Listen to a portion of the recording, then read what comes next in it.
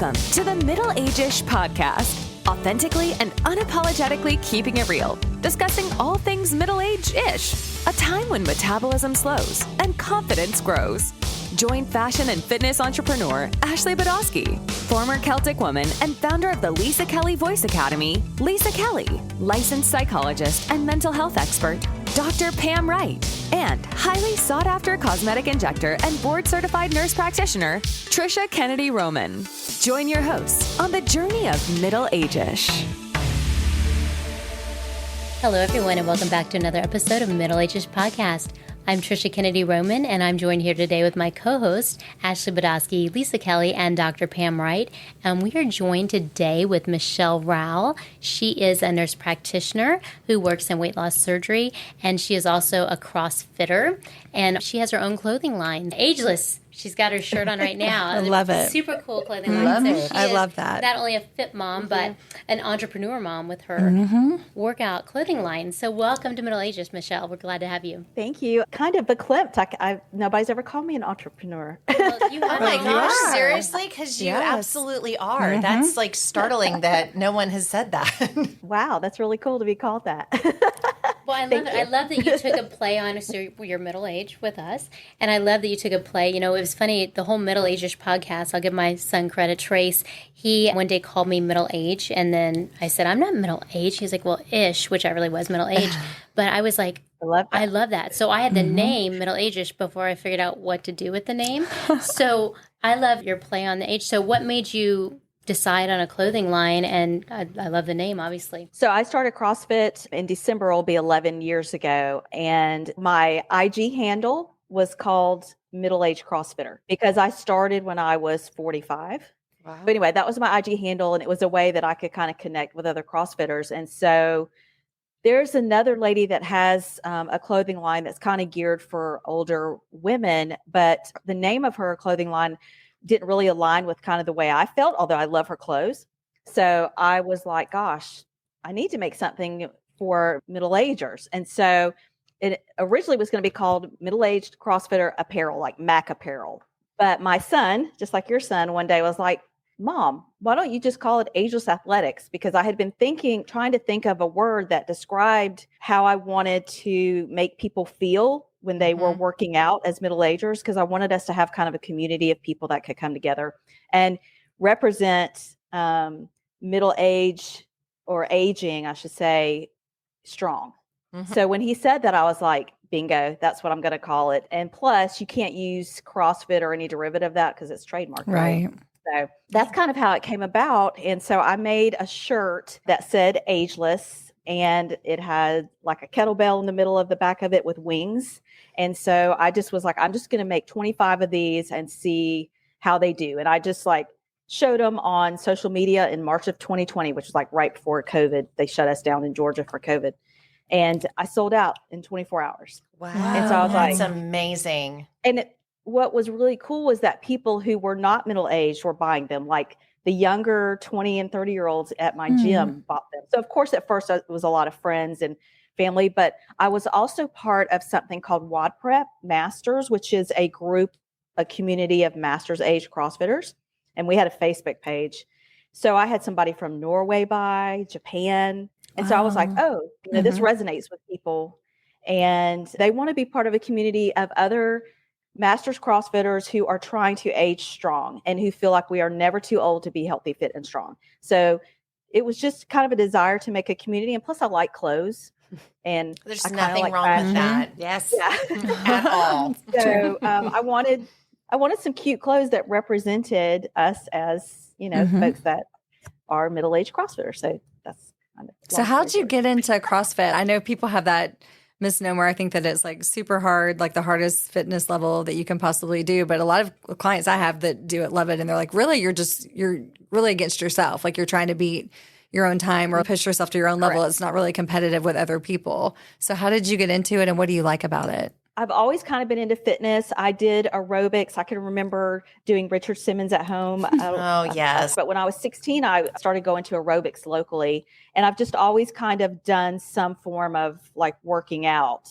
Although I I never considered myself an athlete, and I didn't do athletic stuff when I was in high school or anything. We were musicians. But I started running regularly, and in November of 2012, I ran a full marathon in Savannah. And afterwards, I was like, okay, what's next? Because kind of like after you do a marathon, you're kind of like, oh, okay, well, I've done it. Back then, I don't think they had ultra marathons. Or if they did, I didn't know about them. Yeah, I know. Now there's more. So I started looking through Pinterest one night. Pinterest had just come out, or I had just gotten on it. And I saw this woman, and she was called a CrossFit woman. I looked at it and I was like, I want to look like that. Like, how do I look like that? So I was kind of looking into it. And like the next week, 3 minutes from my house, a CrossFit opened. So I went and visited the CrossFit. And while I was there, the guy did like a fitness test on me. And he was like, you have no muscle at all. And I was like, what? I just ran a marathon. Seriously. Well, guess what? I was just a fat runner. You know, I mean, I was not overweight, but maybe like 10 or 15 pounds overweight. And I had no muscle because running doesn't give you muscle. Running burns muscle, right? So anyway, I basically failed that fitness test. And so I immediately started going to that CrossFit. And I started it 3 times a week. I bought a little punch card for 10 visits. I went home and talked to my husband. It's $100 a month. You know, this is a lot. And he was like, sure. And so anyway, I did it and I fell in love with it. I just kept going back. And then that turned into 1 year, then in 2 years. And then I had started having family and friends start to come with me. And it's amazing because it is a mixture of cardio and like Olympic weightlifting and weightlifting. And they program it in such a way that CrossFitters kind of get a certain physique. Like I can see somebody and I can kind of tell if they're a CrossFitter versus a bodybuilder. Yeah, so true. A power lifter or whatever. So that's kind of how I got into it. I was a runner. And then I realized like from that little fitness test that guy did that, oh, I need to be lifting weights. And boy, was that a game changer as far as the way I looked and my health. It's just amazing. I love it. So you're looking at us thinking none of you guys do CrossFit. Yeah, so you probably already know that we are not CrossFitters. That's okay. Everybody has their own thing.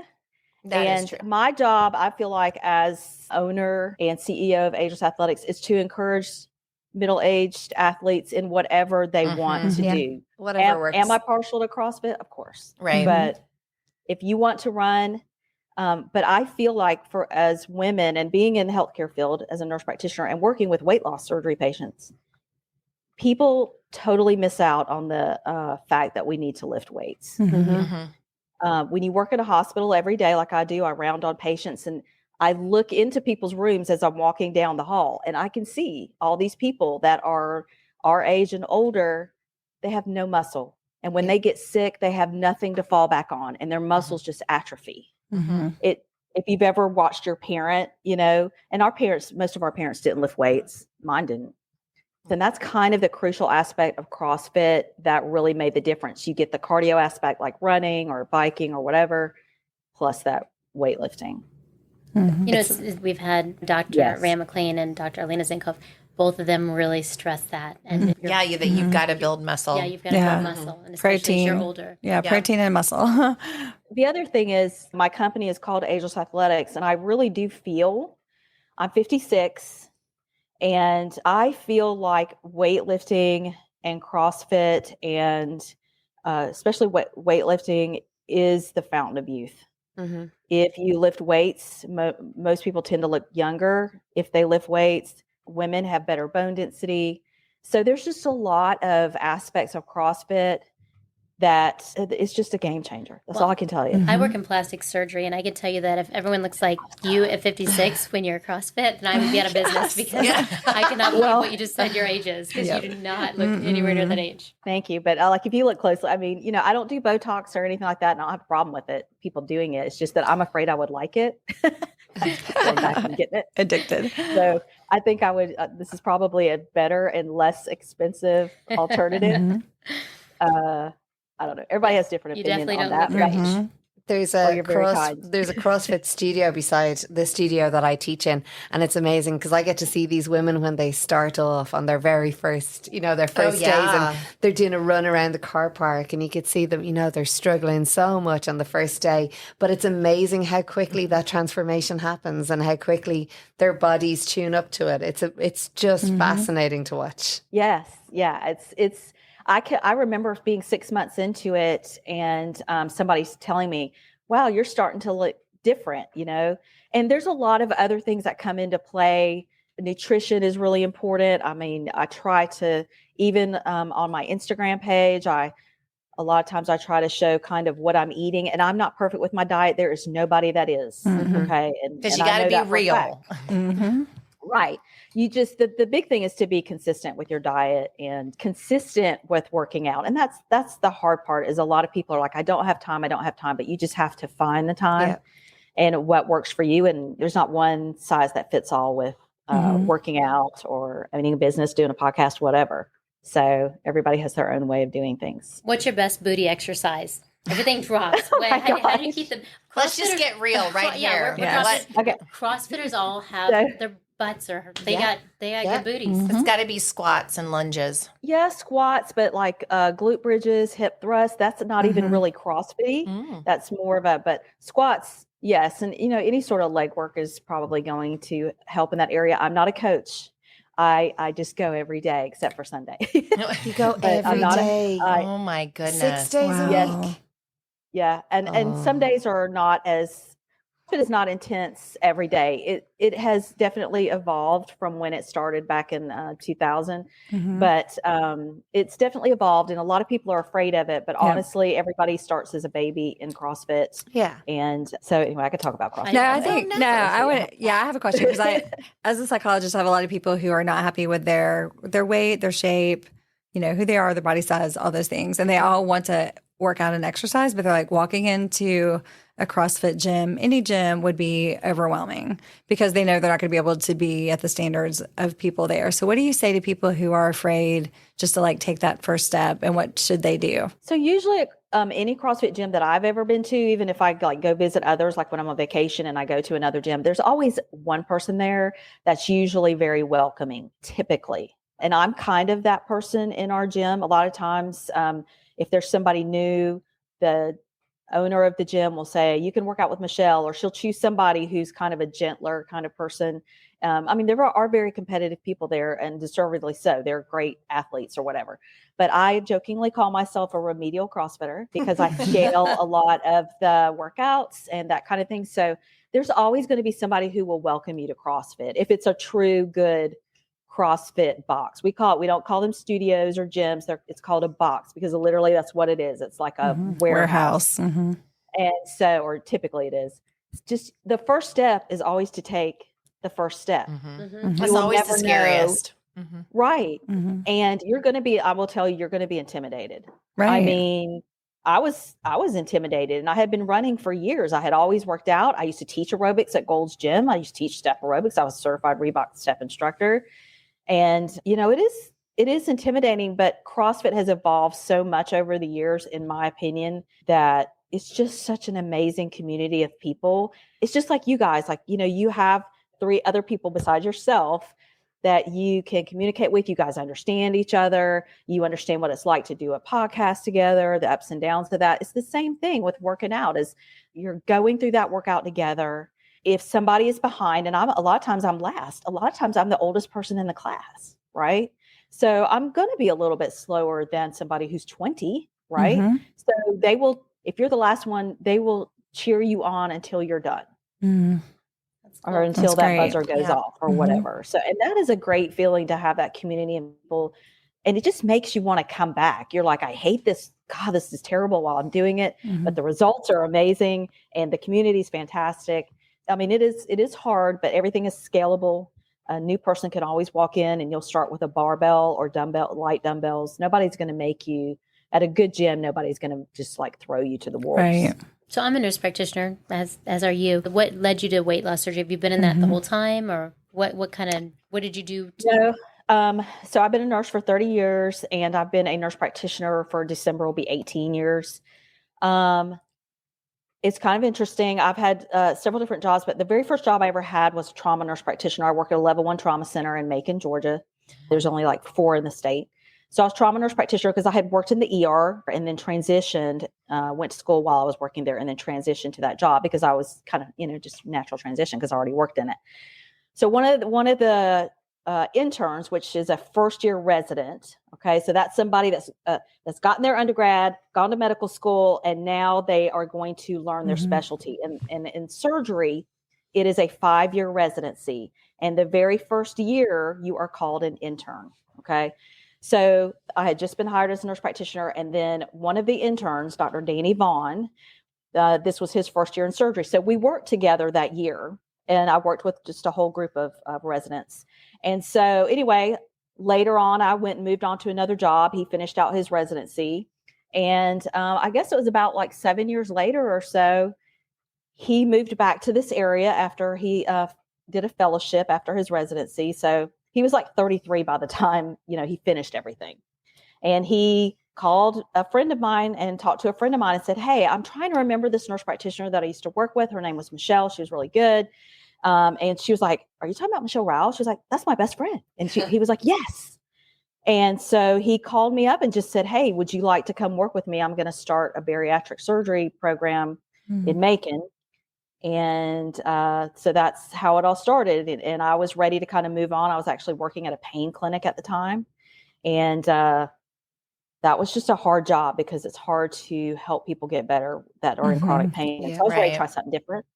So that's how I got into weight loss surgery. So we started that program together from the beginning, along with another surgeon, Dr. Perel, Rob Perel. And so we've been together since the get-go, and now we're 10 years into it. So that was in May of 2013. And I had just started CrossFit not long before then. So I actually look different now than I did back then when we started the program together. I've lost weight and changed my physique somewhat.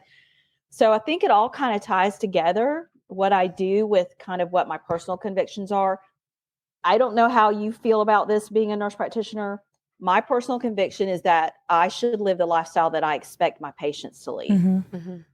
Well, no judgment or anything for people, absolutely. Doctors or nurse practitioners that are overweight. I'm not judging you, but I'm just telling you, if I'm going to tell somebody that they need to lose weight, I better not be overweight and I better be living the life. Well, see, as someone middle-aged, I have it really good because I work in plastic surgery, so I will totally live that life right now. I will do everything I want you to do. Because, I know who to call now when I'm ready to. So I have no problem living that life. Yeah. So with what you do, and I mean, we've talked about this on the podcast on several different episodes, just like as we get older, weight doesn't come off like it used to. Your body completely changes. What qualifies someone for services like this, for the weight loss surgery, and talk us kind of through what that looks like? So typically most weight loss surgery patients have to be at least 80 to 100 pounds overweight. You have to have a body mass index of 35 or greater. Okay. And if you don't have any comorbidities, you can just have a BMI of 40, but you do have to typically have like diabetes, hypertension, sleep apnea, something like that. And that is very prevalent in the South. Right. At least it's the fried food of people. Yeah. I mean, it's crazy. Yeah. And we have just a general lack of knowledge. I don't know why people do, but have a general lack of knowledge of nutrition here. And people do not understand that it is 85% nutrition and 15% exercise. Yeah. So to have weight loss surgery, you have to have a BMI of 35, comorbidities. Obviously your insurance has to cover it now that, there are self-pay options, but that's the basic requirement. Is it kind of, when you go for surgery, is it kind of like this is probably not the right way to say it, but like the last option? Or do you guys try and coach through, have they tried to work, with their weight and eat better and change their lifestyle and get a little bit more active? So insurance requires that they do certain things. Like a lot of insurances require that they have 3 to 6 months of what we call medically supervised weight loss, where they try to lose weight on their own, somewhat of a stall tactic. But it's also, that's what they require. So yes, they, when they come to us, typically they know that this is kind of last resort. And I tell them, when I try to help them choose the best surgery for them, I tell them I feel like this is kind of a last resort to or last ditch effort to lose weight. if you're going to do this, you need to maximize it. And you need to listen to us when we try to guide you on what surgery you need. Because we've been doing it a long time. Like, we're not going to just, and as a nurse practitioner, you work with plastics. You're not going to guide somebody on the wrong procedure or surgery to help them look better. You know, we know we're the experts, because a lot of people, you know, there's lots of people talking, oh, I've heard terrible things about gastric bypass, blah, blah, blah. But the surgery's come a long way. We do it laparoscopically now. And that was a big game changer for weight loss surgery as well. So it's one night hospital stay. It's, you know, it's still big surgery, but, you know, everything's changed since COVID, and it's a shorter hospital stay. Patients are educated prior to surgery. They, you know, it takes them 3 to 6 months to get to surgery. So they meet with our dietitian. We have a registered dietitian, and they see them after surgery as well. So, you know, we want them to be our patient for life. Yeah. So we have a very long relationship with I don't them. know if y'all do that at your practice, but I actually do bariatric consultations and testing for individuals who go through the surgery, because there's such a big psychological component, obviously, and like so much has to change in their life. It's not just like a quick fix and then you have the surgery and suddenly, you know, things are like better in your life. There's so much to go through and so many different formats versus, you know, if you're in a relationship with someone else, like who does the food and who, you know, like all these different things. So as you change, they kind of have to change too. And so the psychological part is really important. Yeah, we require a site clearance, and that is a practice requirement, because some of the insurances don't require it. Right. But we require it. It's important. I feel like. Site clearance. Oh, yeah. And we have a good relationship with our psychologists and psychiatrists. And so, yeah, very in-depth, you know, lots of pages for them to fill out, and lots of, I actually kind of enjoy reading the psych evals. So, yeah, I was just thinking, because that's where it comes out. Like, they've tried, you know, everything, all the different diets, Weight Watchers, you know, ketosis, like everything. They've just been through so much, and they've got all these medical issues. But, you know, it's really getting them to like know that, you know, you've got that year kind of span and you have to lose that weight, but then your stomach can obviously, you know, expand again. So it's really like making lifestyle changes, like what you're saying, and doing CrossFit, and 85% of what you eat is what you look like. Yeah. Yeah, I mean, it's nutrition is such a big part of it. And that's another thing, like with Ageless, I want to show people that you can age, not, and y'all were very kind, making, you know, thank you for compliments, but that's really not what I want. I want people to know that you can age healthy and strong and fit. It's not so much a matter of what you look like, although aesthetics are a nice side effect of working out and eating healthy. But you just want to be healthy, right? Like, guys, I go to work, and there's 30-year-olds that are on, you know, this long list of medicines. And I'm just like, how did we come to this? Right. You know? And I personally feel like your health is your own responsibility. So, you know, I tell patients, like, you know, if you have this surgery, there is so much patient responsibility with the surgery. It's not like going and having your gallbladder out, where you have your gallbladder out and you come back and see the surgeon once and that's it. And, you know, it's really more the surgeon's responsibility. This is your responsibility once we give you the tool, because that's what it is, right? Commitment. It's a tool. You know, you still are going to have to make those lifestyle changes that probably you should have made before surgery. You know what I mean? But when you weigh 500 pounds, it is very daunting to have to think that I've got to lose 350 pounds. I mean, I don't know about you guys, but I struggle, you know, postmenopausal, even being 15 pounds overweight. I don't like it, you know? Right. And, you know, we all have seasons in our life where we're up and down, you know, that's just a part of life. Nobody's going to be perfect weight all the time. Yeah. And breaking sometimes that emotional component with food. There's such an emotional, you know, it can be like alcohol, you know, and emotions, but food, it can be very, you know, just like a coping mechanism that's just not healthy. Oh, yeah. Yeah. There's so many components to the obesity epidemic, you know. And the food dependency is so much harder because there's food around you all the time. Everything is so easily available. Absolutely. And easy and cheap. So the bad food is really cheap. The good food is expensive. It's like, you know, it's very hard for people. I tell this to patients all the time. You know, we live in a society where we get our food through a window. Yeah. And I've told a patient today, I said, you need to make it your goal not to go through a window for a year. Yeah. You need to make your food at home. You need to eat your food at your desk at work, so you're not exposed to whatever's brought into the office.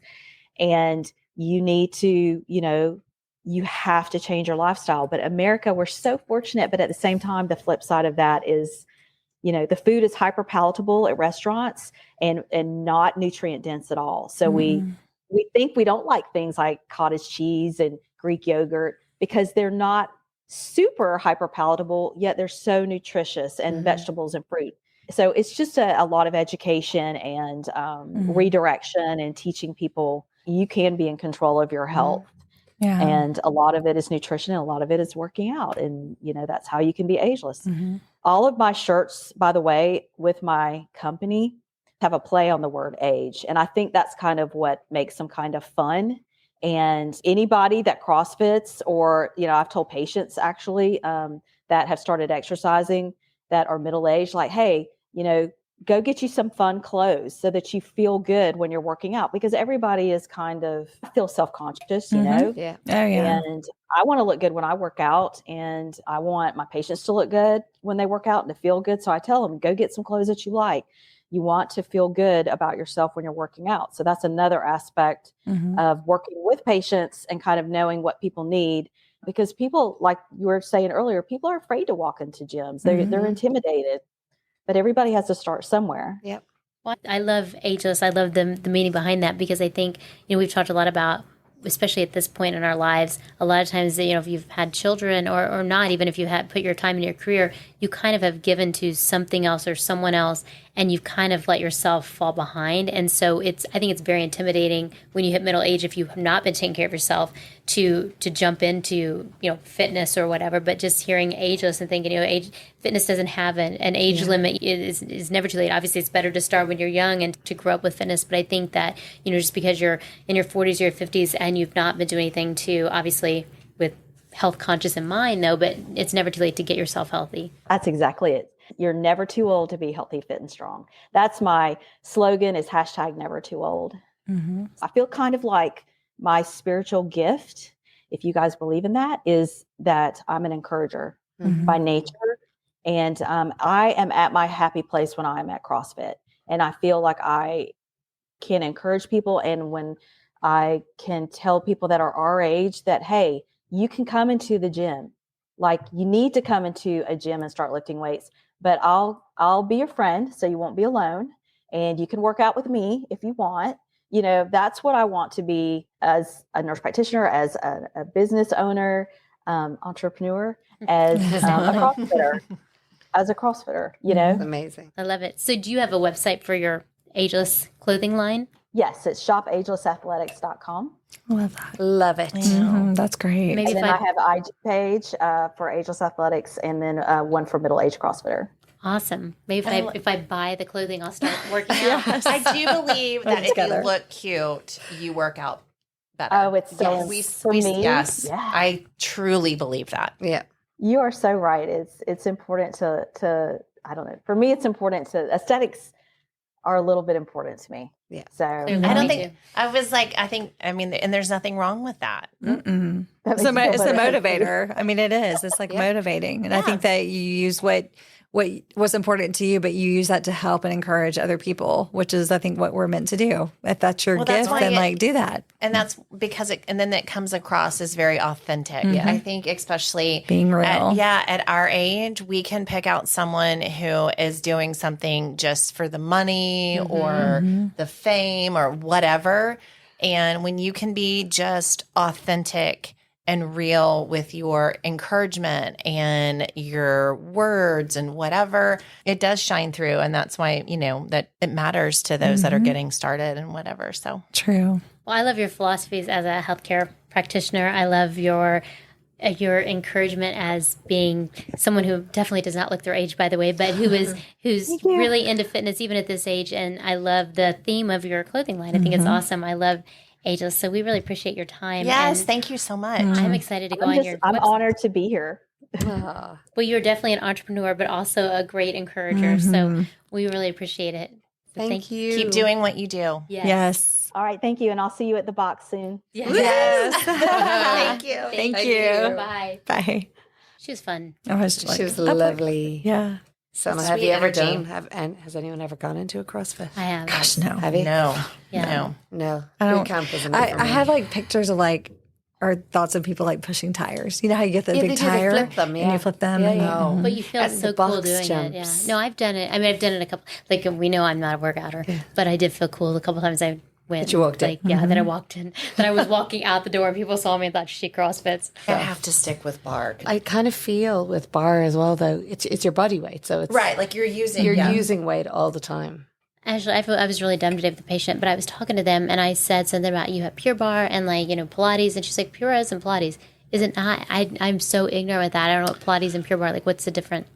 It isn't. I mean, there's some aspects, especially like when they first there is some aspects of Pilates. I mean, we don't use the reformer machines. No. But there is movements that are similar. If you did Pilates, now is it a Pilates? No, it is. It's a really good. I feel kind of a combination, obviously of bar, but yoga and Pilates. But it's just snippets of those put into the bar routine. Love it. I want to do it really bad. I just wish that I didn't live so far away. Yeah. Do you know why I love it is because it's different every single class. Yeah. So you don't it's get bored. It's the same layout, but it's different exercises. Every time I go, it's very rare, although I've done fire hydrants more than I ever want to do them. But apart from that, it's always different. So you don't, your muscles kind of change. You do different So is a kinds of fire things. hydrant like what I picture? Yep. Yeah. Yeah, The leg. exactly. Yep. It is not attractive And at it's all. not fun. Now, anytime they say to me, you were going to get on the floor, I'm like, oh, Or the fetal Yep. with the band. I can't do this. I'm useless at those. Putting my foot out in front. Yeah, I can't do anything that involves me being on the floor. I mean, it's amazing because the workout is not easy. And I know people think it is. They're like, oh my God, this little bar class. It is not. But when you're listening to the most amazing music, you actually can start to zone out. And so, because it's music driven, I sing the whole way through the class. wow. The whole way through the class. Like out loud. People probably just go to the They class can't here. hear You it. No, they sing. can't hear me. It's like it's so loud. It's so loud, and no one's looking at anyone else because you don't understand it until you're in it. But you're so focused on getting through a 10 count. I literally joke. I'm like, I could be taking class next to Big Bird, and I would never know. No. Right.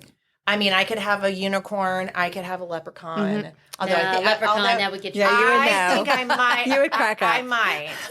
But I have no idea who's standing next to me in class. It's very individual, which is why I like it, because there's no small talk. Like you can obviously, there's, great chat before or after the class, Right. but during the class, there's no small talk. It's just go in, do your job, and leave. Yep. Your I'm a brain happy literally days. goes like it takes you to, and that's what we hear all the time Yeah. is like if someone will come in and they've been so stressed and they're just like, this is what I need, because you literally you just check out for 50 to 55 minutes. You really do. I said that to great. Scott as well, because I'm like, I'm terrible. I can't do yoga. I cannot switch off. So my brain doesn't stop unless I'm going to bed. My brain doesn't stop. But because I have to focus so much on what I'm doing in bar, It goes fast. I just switch off everything else. So if I'm worried or I'm stressed, I don't even think about it because I'm focusing on this. And the 50 minutes does. Now, the first few times, the 50 minutes was very long. My best workout class was actually Scott.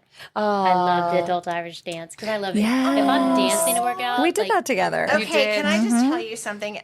Love I it. totally did not think that you were talking about her, Scott. I thought you were talking about your Scott. And I was my like, best workout. I was like, damn, Trisha. Trisha's best workout was with my husband. I was like, I thought she was talking about You're her, like, Scott, wait, and I was like, okay, well, if we want to pivot, let's pivot. Are we going when into you- detail or So what? when you said Irish, I still was like, wait, her Scott. Yeah. I Hi, thought you were Scott. talking about your workout. That actually sounds your- worse than when you said that her best workout was with her, Scott. Lisa Scott had an Irish dance class. my for her. gosh. Oh my God, I just. And we did that together. So it was good, actually. Pam It was joined me with amazing. the I workout. did. Yes, I know. He still talks about his wonderful ladies. It was. It was so fun, though. So much fun. When you're learning like a routine or combo and you just have to focus on that, you don't really feel like you're working out. It would Yeah, kick my I butt. feel like. it was good. Yeah, I mean Irish. I never Irish dance. I dance, but Irish dance, like the whole, like the fastest move your feet, yeah. like I mean, holy cow. Kind of mind blown. Mm-hmm. Yeah. I still can't do it. Worst Irish dancer. I don't believe that. Oh, no, I can't. No, it's not something that's Okay, just, but you know what? Let's be super in honest your water. with Lisa. Okay. It's got to be in the water. I mean, she's such an amazing... Okay, that's all you need to be good at. Yeah, you can't get everything. I mean, you cannot be... I mean, seriously, Lisa.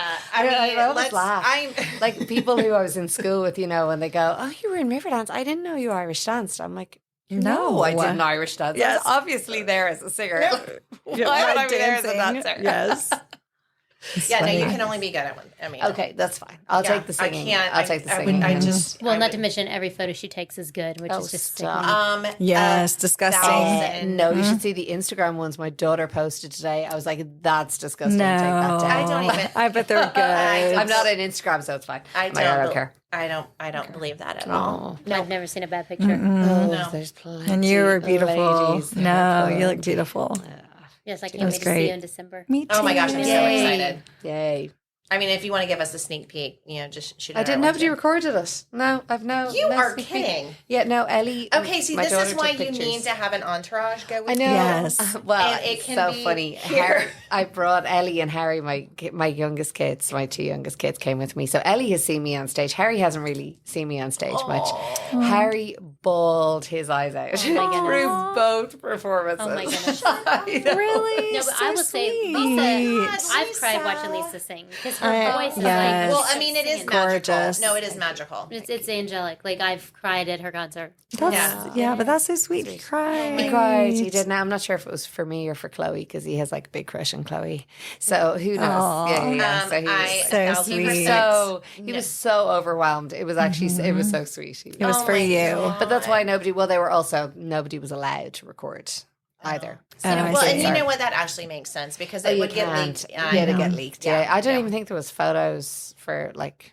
No, I totally understand. Instead, you should do the Saturday Night Live thing. That could be our preview. I will say that could be our preview. We will post the Saturday Night Live. And then we'll post the Yes, we will. Yes. We should do our own Celtic Woman skit. That would be quite We should. Oh my God. Yeah, no. With no. Ashley and I Training. singing, it would be, Yes. That would, I don't know if that would. We all know how angelic my voice is. And I don't know if it would be funny or painful Trisha, for I us. really feel that, I mean...